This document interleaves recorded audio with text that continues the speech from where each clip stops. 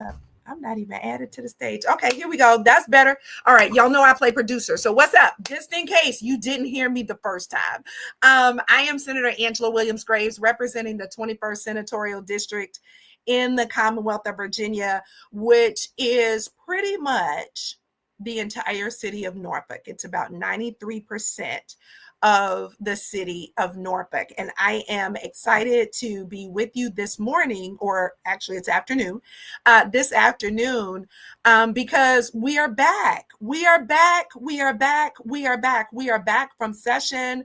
We spent 45 days in Richmond and our team did a lot of work. And I'm so excited about the work that we were able to do. You all know that we had some challenges in our session this year. We started off non-conventionally. I think I did a couple of these. I did these recorded during session so that we could keep you updated with everything that was going on. But a couple of them I even did from my hotel room because of challenges that we had initially with water and that we had with the weather. And so it's good to be home. It's good to be back in Hampton Roads, back in Norfolk specifically, back in Norfolk, back in my hometown. And so I wanted to take the time today to give you, quite frankly, we were supposed to do this last week, but y'all know what? I was tired. A sister was tired. Okay, after 45, 46, 47 days in Richmond and all that we went through, I was tired. And so I needed a minute. And so our team took the week off. And in my mind, I was like, I'm going to do it anyway. I'm going to do it on Wednesday. And Wednesday came and I was like, I can't do this. I just can't do it. So I want to always make sure that I am showing up for you as my very best self. And last Wednesday was not my very best self. So this Wednesday, I'm back. I'm back to being me. I'm back to my very best self. I'm back. I got my glam back, right? I'm good to go and ready to kind of dive in and just let you know what we've been working on in the city of Norfolk. So again, I'm Senator Angela Williams Graves, representing the 21st Senatorial District, where we do good work on your behalf. And let's jump in to what we've got here. So first of all, we have a bill update. And we passed 14 bills. I think it was 14. Yeah, it was 14 bills that passed out of the Senate over to the House. And if you followed us, you know what crossover means. That means that all the bills that were heard and passed out of the Senate and all the bills that were introduced and heard, I should say, that passed out of the Senate, and then all the bills that were introduced and heard and passed out of the House went to the opposite chamber. All right. So crossover is double duty because generally speaking, you have to defend your bills in your chamber and work your committees. I have my committees, and I have my bills on the Senate side, right? That's kind of easy to do, right? But then when the bills go over, so then all of my bills that pass go over to the House, then they have to be heard in the House side, and I still have to sit in my committees and hear House bills on my side of the chamber. And so it's really it's a little bit of work, but it's okay. It's good work, right? It's really good work, and that's what y'all pay me for, right? If you're familiar with what is it, Eddie Murphy's Coming to America, that's what we get the big bucks for. Okay, that's the big bucks. Soon we'll be on fries. All right. If you haven't seen Coming to America, you have no idea what I'm talking about, but if you have, you're probably chuckling right now. Anyway, we had 13 bills pass the General Assembly, and they have gone to the governor's they've gone to the governor's office, and we're waiting for his signature. He has until I believe midnight before reconvene, which is April 2nd, to he can either approve them, sign off on them, and they go into law on July 1st, like most bills do, unless there's some other date that the bill goes into effect. that was in the legislation. If not, most bills go into effect on July 1st. Or he can amend the bill. All right. He can put his own touches on the bill. It always is interesting to me how the governor feels like he knows a little bit better than the body of people that approve the bills, but such is life. And or he can veto the bill. All right, he can veto the bill, and if he vetoes the bill, it takes a super majority in the House and Senate to override the veto. And if you know anything about our chambers right now, we have a one vote majority on the Democratic side in the Senate, and we have a one vote majority on the House side in the House. So we've got 51 folks in the House that are Democrats, giving us the majority there, not a super majority. And we have 21 votes in the Senate, giving us a majority, not a super majority there. So anything that the governor vetoes for reconvene, we are most likely, it is not likely that those vetoes will be overridden. It's possible, but it's not likely. So we're waiting on those bills. So a couple of highlights of bills that I am particularly fond of that I put in this year. Number one is Senate Bill 986, and that makes it a class 1 misdemeanor for a person to commit battery against a sports official. Battery is the actual act of putting your hands on somebody, right? Hitting them in the face, punching them, attacking them, whatever. And so it puts the sports referees, sports officials in a position where they can actually, the person committing the crime can actually be punished with a class 1 misdemeanor. And this bill actually came to me from a constituent who is a referee and brought lots of information on the numbers of referees who were being assaulted, the average age of the referee, which is over 50, being assaulted, and the numbers of referees who are, what do you call it? They are, I can't think of the word. Oh, resigning, retiring, right? They're leaving refereeing.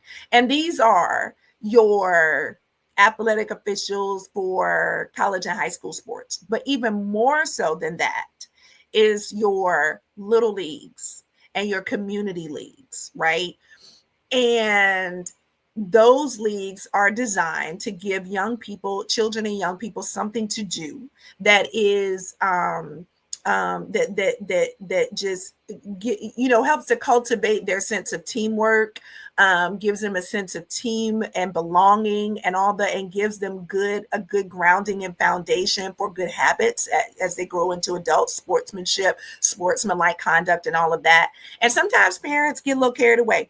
Okay, they get a little carried away and they are not happy with the referee's call. And so they want to attack the referee, who in those cases, those referees are usually either getting a stipend or they are volunteering their time, and they don't volunteer their time to get beat up. And the stipend is not worth the headache of getting beat up. And so for those of you who are like me, over 50, you know that you don't bounce back as quickly as you used to when you were under 50, and broken bones, concussions, all those kinds of things. So we wanted to make sure that we put some parameters in place to protect the sports officials. Second bill that I'm particularly fond of is Senate Bill 991. And that bill is a bill that increases the time period for people to register to vote in person. All right. So what normally happens is the in-person registration stops at one period of time on one date. And then absentee ballots, those you can apply for an absentee ballot up to 10 days before the election. This bill makes it so that in-person registration and the requesting of an absentee ballot are both 10 days before the election. Why is this important? Number one, it cuts down on confusion of dates and all. Number two, it allows the registrar's office to be able to process more in-person applications, therefore reducing the number of provisional ballots that come up after election day. Because follow me on this, if we have same day registration and voting in the state of Virginia, in the Commonwealth of Virginia, you can register to vote and vote on the same day. Once in-person registration, that period of time has expired. Okay, so we've got that. Every ballot that is taken during that same day voter registration and voting is considered a provisional ballot. And what has to happen is after elections are over, or starting the night of elections when polls close and all, that's when the registrar's office starts to process those applications for voter registration.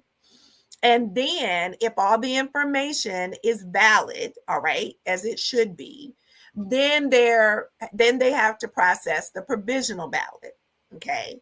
If you can register to vote early, your ballot is not a provisional ballot.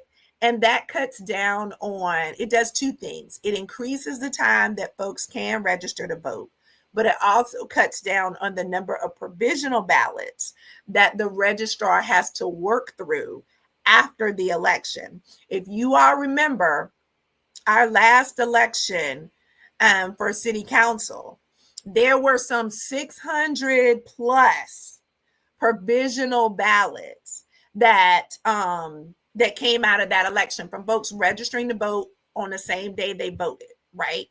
So what happens is those take time, because then you have to process the application, make sure that that's valid, make sure the person hasn't registered to vote someplace else. That's part of the process, no matter when you register. And then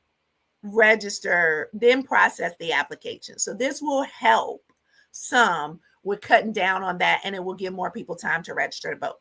Last bill I want to highlight is Senate Bill 1233, which is a bill that provides guardrails for existing red light cameras. So they're in work zones, high-speed zones, and school zones right now. Those are the areas that red light cameras are in.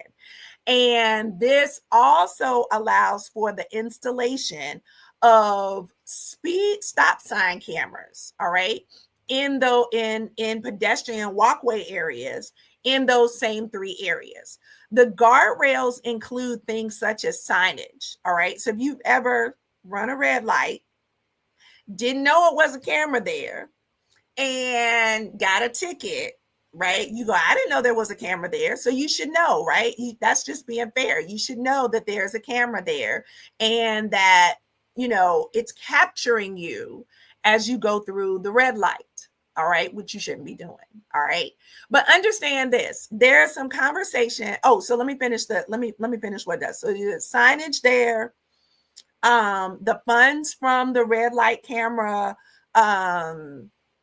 citations are still at $100. That is lower than if a police officer ticketed you for running a red light. Okay. If the police officer tickets you, it's like $250. Okay. So it's less than that. So we got signage. We kept the fees the same. There's also a provision for people to be able to, what do you call it? Oh my gosh, my brain is just going so crazy. Contest that's not the word I'm looking for, but y'all know what I mean when I say that. You can contest the ticket, right? So you get this ticket, and normally you have a provision. If you got a ticket by a law enforcement officer, there's a clear outline of what the process is to contest the ticket. Up until now, there's not been that with red light cameras. So there's that. And then the other provision is calibration of the camera. Okay. So when a police officer gives you a ticket, he gives you a ticket for running the light, and he probably gives you a ticket for speeding. Okay. But even if but here's the reason why calibration is important at the red light cameras. Calibration is important because the red light cameras don't ticket you. They don't kick in unless you run that light and you're going 10 or more miles over the speed limit. And take it from someone who's been broadsided, T-boned, whatever you want to call it, by a person running a red light. That's pretty doggone fast. Okay. To be going 10 or more miles over the speed limit is pretty fast. And so if someone is going, so they don't kick in at 5 miles over, they don't kick in at 3 miles over, they kick in at 10 miles over. But calibration is important because you want to make sure that the ticket is valid, right? So if the camera is not calibrating, right, resetting itself and testing itself and all of those kinds of things, then how do you know that the ticket is valid? So that provides us with some degree of consumer trust. Nobody likes to get a ticket, right? Nobody likes to do that. I don't like to do it. I've gotten my share, quite frankly. I've gotten a ticket, run the red light. And I'm just being honest, right? But what I didn't realize is that if I got that ticket, I was going at least 10 miles over the speed limit, which makes me now think twice, right? When I'm approaching a light, because a lot of times what happens is we try to make the light, right? We try to beat the light, right? And that's not what we're supposed to do. All right. And so we have calibration, signage, and the steps to be able to contest the ticket. Those are the guardrails that we put into place. And something that was important to me, making sure that localities keep the money. Now, some people will say, oh, well, they're just making money off of the tickets and they're just doing this. Okay, well, that's fine. Slow down. Okay. If you slow down and you stop and I stop at the light, there would be no ticket, right? There's no ticket if we slow down. So if we slow down, then we don't have to worry about getting that little notice in the paper with our picture and our license plate going through the light. We don't have to worry about that. Okay. And because here's the thing, I've said it before, I'll continue to say it. No locality has eliminated their deficit from red light cameras. No locality has paid for new schools from the revenue from tickets issued by red light cameras, right?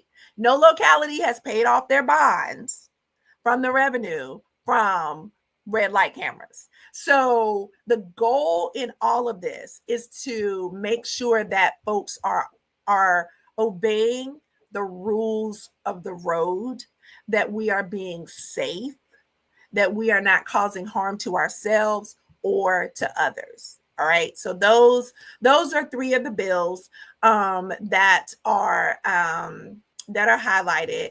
And if you want to see more of my legislation, you can go over to norfolksenator.com. In about 10 minutes after we get done here, I'll put the link to my Virginia General Assembly page, and you can see all of the legislation that I put forth this year, from everything from legislation that I patroned, everything from legislation that I chief co-patroned, everything to legislation that I co-patroned. And you'll get to see all the things that I supported. I also want to let you know that this year, I told everybody this before when we were in session, but my committee assignments have changed. They changed this year.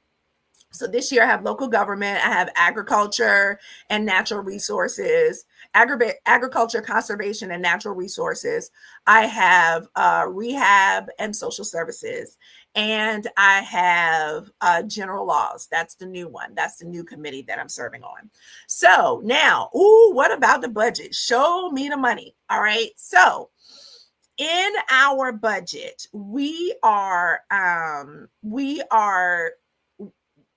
already have our budget, but these were amendments to the budget based on the expectation of a surplus in revenue.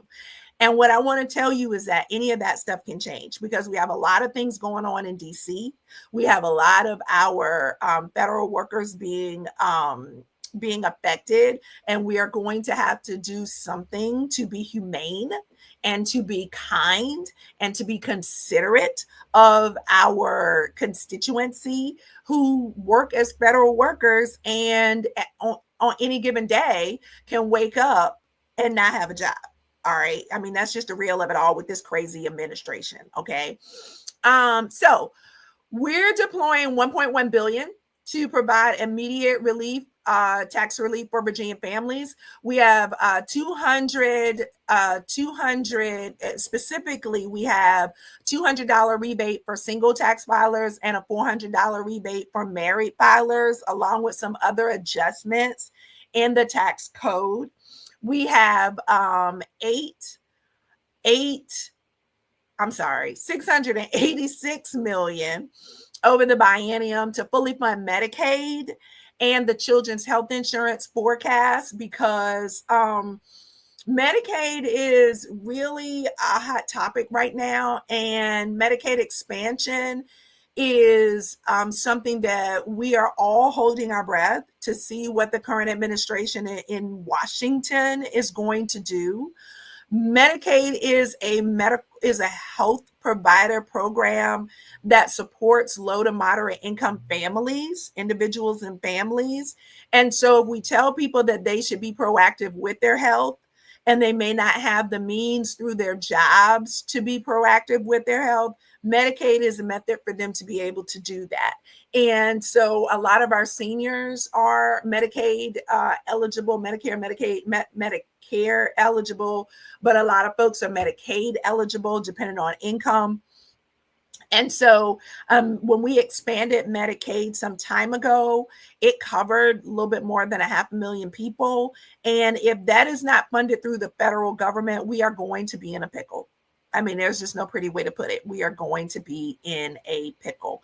So we have covered fully funding for the next biennium, means the next 2 years. But if anything changes in Washington where we don't get funding because it's a partial funding from the federal government to the state, and then the state makes its contribution, I'll tell you right now, we cannot afford as a state to pay for all of the Medicaid expansion if the federal government doesn't cover that amount of money. All right. If they say if the current 47th president says that they're going to allow Elon Musk, or I should say President Musk, if they're going to allow President Musk to cut Medicaid funding, then Virginia doesn't have the resources to be able to support fully all of that cut. And so it's just something we're going to have to work with. We're monitoring it on a daily basis to be able to see what we have going on, where we are, and we may have to go back into special session for it. Okay, that's something that may have to happen. We are also continuing our commitment to historically Black colleges and universities, commonly known as HBCUs, with $20 million in ongoing funding, and then $83.1 million to fund 1.5% bonuses for all of our state and local employees, recognizing that our state employees are essential and not disposable, not only to the workforce, but to the work that we do in the Commonwealth of Virginia. And so we're committed to making sure that y'all know that we love you and that we appreciate you. And so, and we're putting our money where our mouth is, right? And again, it's an ongoing situation. It is a challenging situation. It's not a situation that any of us, in the manner in which it happened, we did not see this coming in the manner in which it happened. But it is what it is. The 47th president told you who he was. We believed him. Some of y'all didn't. And this is the result when you don't believe people. Reconvene. We go back to session and on April 2nd, and if not sooner, but we go back to session on April 2nd, where we will take up all of the bills that the governor amends or vetoes. We have to vote on the amendments, whether we accept them or reject them. And then, like I said earlier, the vetoes, if it takes a supermajority to override the vetoes. And so if and we don't have it, we just don't have it, right? I want to invite you to an event coming up, my 4th annual Women's Her Story Brunch.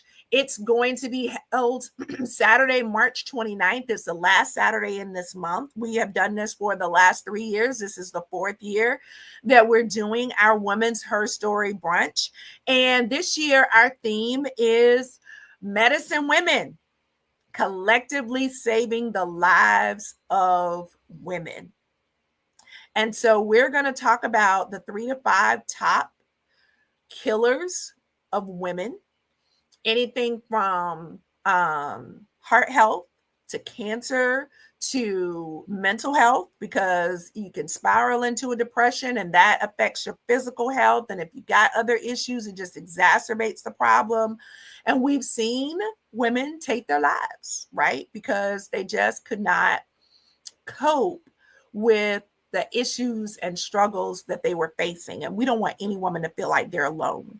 And so I'm really excited. We are putting together our list of panelists. We're going to have great food again from Fusion Soul Cafe with Chef Ebony. Y'all know she did shrimp and grits that made you want to slap your mama last year. And so we brought her back.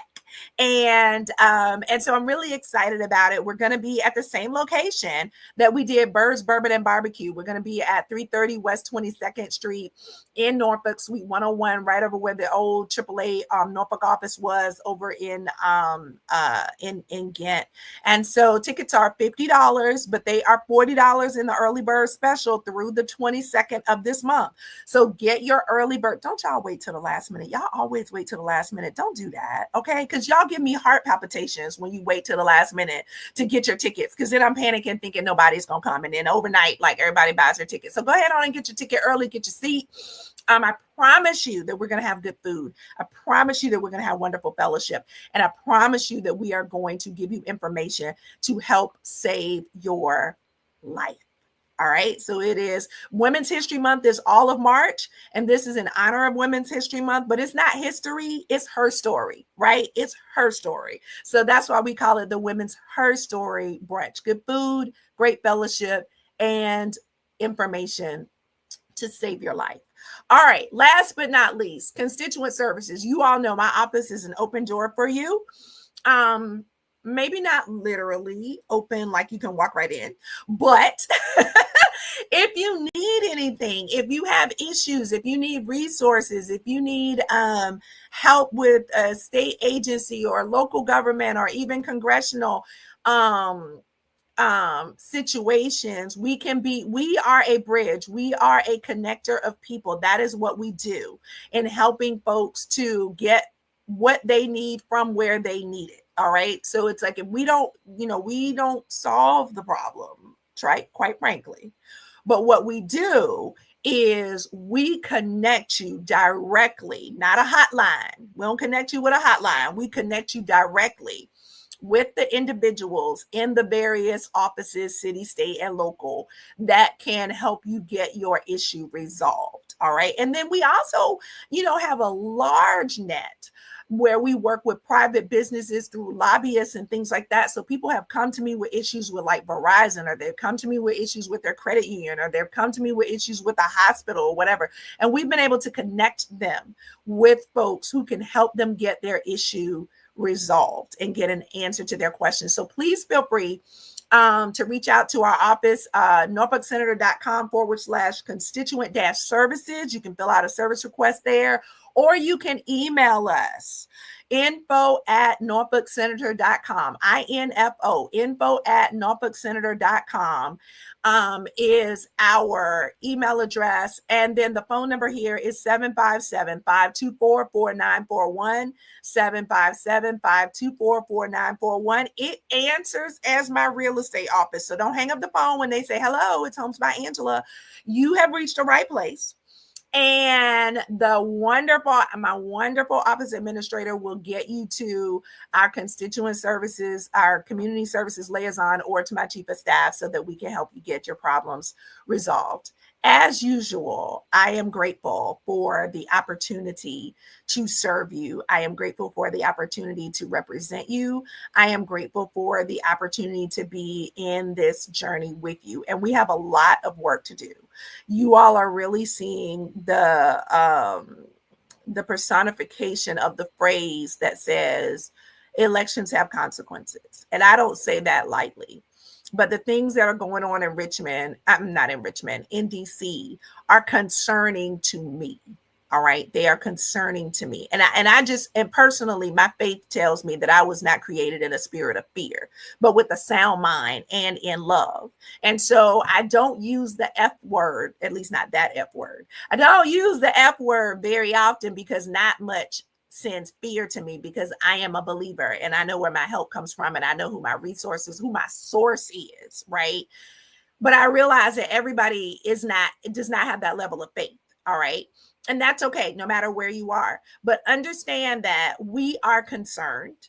We feel the same kind of anxiety that you are feeling, this kind of, oh my God, what's happening? What's, what next? What, kind of afraid to turn on the TV and afraid to look at your social media because you don't know what's going to be up there, right? That the 47th president has done now. What has he done now? But understand that we are all in this together. And my job is to make sure that you have access to resources that are available. If they're available, my job is to make sure that you have access to resources that are available and to help you and to be able to pass legislation that is going to make life better for you.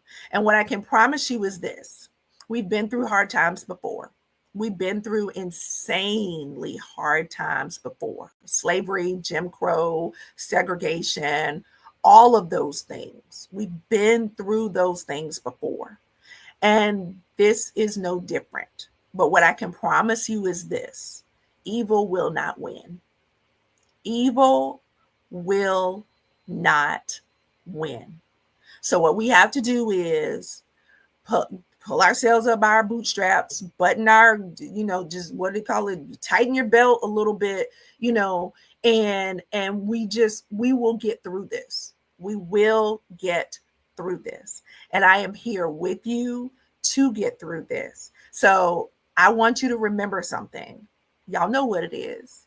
I love you. Your senator loves you, and your senator is concerned about you, and your senator cares about you. And we are doing the things that we can do. We are controlling what we can. We are working in the areas that we can to get an outcome that is going to be beneficial for you. And those things that we cannot control, we're going to suck it up, buttercup, and we're going to take it one day at a time, and we're going to get through it. Because as the song says, there will be glory after this. So I want you to remember that I love you. And no matter what happens in Washington, no matter what happens with your job, no matter what happens with your home, know that you are what? I know you know it. A walking, talking, living, breathing miracle.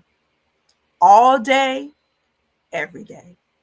So I'm going to see you back on the 3rd. Am I doing this? Yep, I am. I'm doing this again on the 3rd Wednesday in this month. I'm going to have some more updates for you, and we're going to get through it together. So I'll see you soon. Bye.